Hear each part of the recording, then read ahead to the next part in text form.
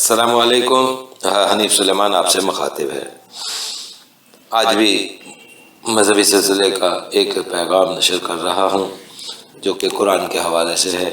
برائے مہربانی اس کو بھی آپ پورا سنیے گا تاکہ آپ قرآن کی حقیقت یعنی اس کی تہہ تک پہنچ سکیں اور مذہبی چنگل سے باہر آ سکیں جو ہمارے اوپر مسلط کیا جا رہا ہے.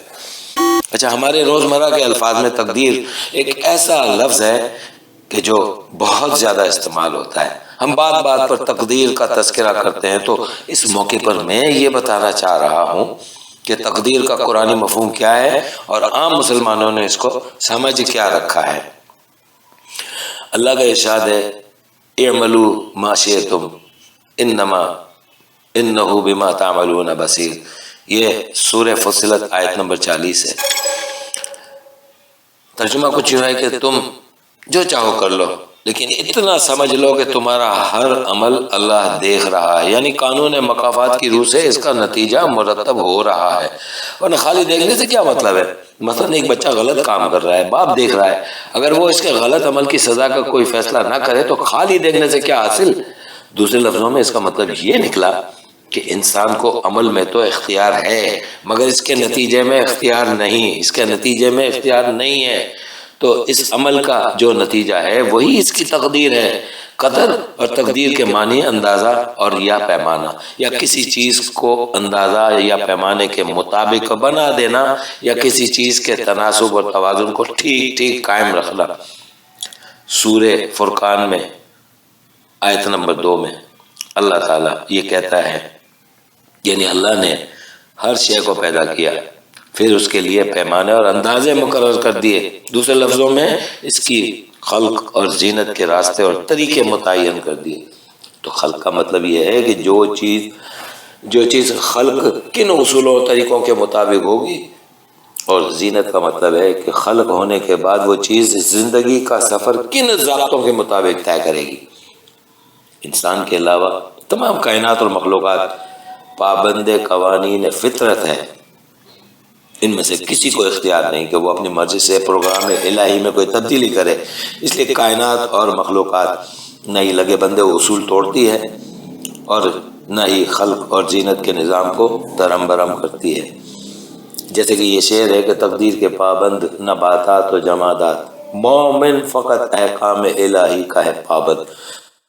حضرت انسان تو ایسی شے ہے کہ خود مختار ہونے کے ناطے جو چاہے کر لیتا ہے، لہذا اگر وہ ٹھیک عمل کرتا ہے تو اس کا نتیجہ بھی ٹھیک نکلتا ہے اور اگر وہ غلط عمل کرتا ہے تو اس کا نتیجہ بھی غلط نکلتا ہے. تو عمل کا نتیجہ ہی تقدیر ہے جو ٹھیک بھی ہو سکتی ہے اور غلط بھی.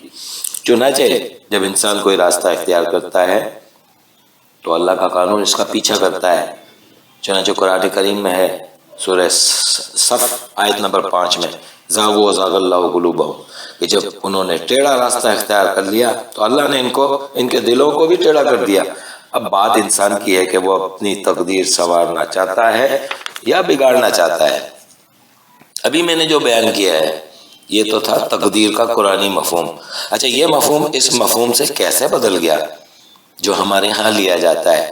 وہ یوں کہ ہمارے مذہبی پیشواؤں نے اپنی اغراض کے پیش نظر وقت کے حاکموں سے مل کر دین کو مذہب میں بدل دیا کہ انہوں نے اللہ کو اس طرح کا مطلق العنان بادشاہ کے روپ میں پیش کیا کہ وہ جو چاہے کر سکتا ہے، وہ مرضی کا مالک ہے، اس کا کوئی ضابطہ اور قانون نہیں ہے. اور بادشاہ کے بارے میں یہ تاثر دیا کہ یہ ذل الہی ہے کہ یہ بھی ہر کام میں خود مختار ہے.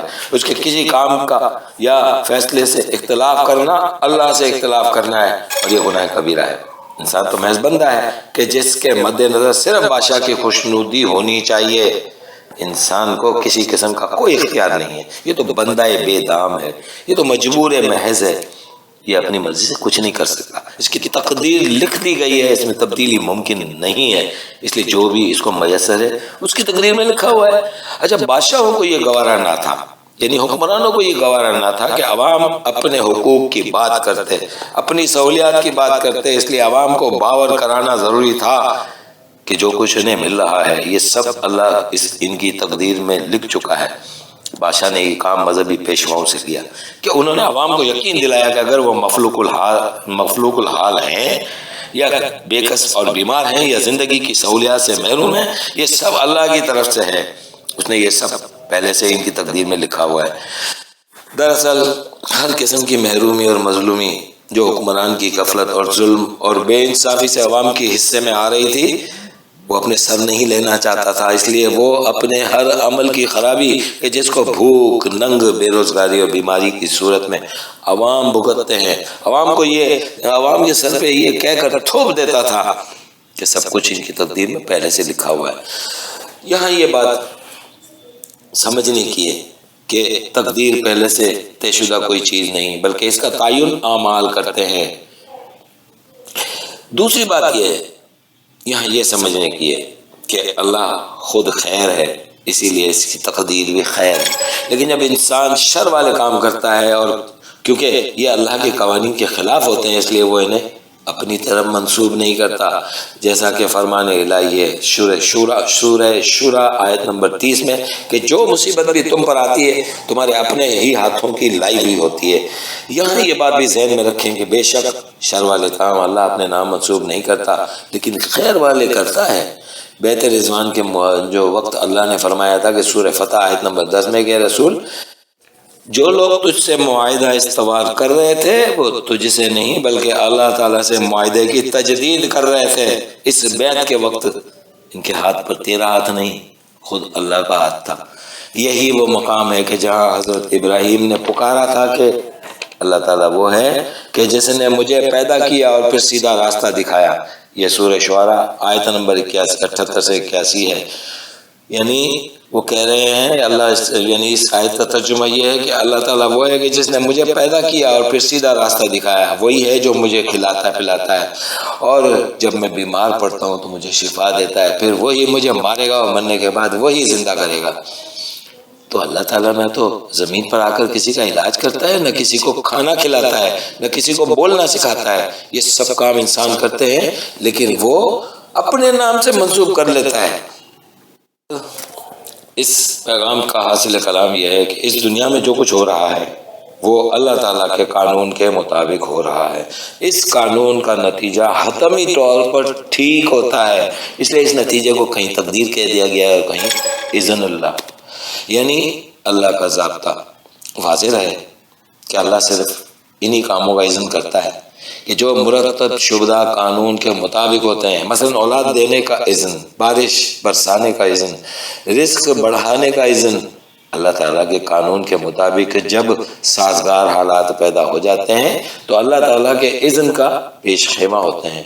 دوبارہ سمجھنے کی کوشش کریں کہ جب اللہ کے قانون کے مطابق اعمال نتیجہ مرتب کرتے ہیں تو ان اعمال کا نتیجہ ہی تقدیر ہوتے ہیں، اچھے اعمال کا نتیجہ اچھا ہوگا اور برے اعمال کا نتیجہ برا، لہٰذا یہی نتیجہ اچھی یا بری تقدیر کہلائے گا۔ اب فراڈ سے یا جوئے سے یا لاٹری سے اگر کسی کو کچھ مل جاتا ہے تو یہ اچھی تقدیر نہیں ہے، بلکہ کیونکہ بالآخر اس کا نتیجہ برا نکلے گا، کیونکہ دغا بازی، جواری یا سٹہ بازی کا عمل درست نہیں، یہ محض اتفاق ہے، تقدیر نہیں ہے۔ السلام علیکم ورحمۃ اللہ وبرکاتہ۔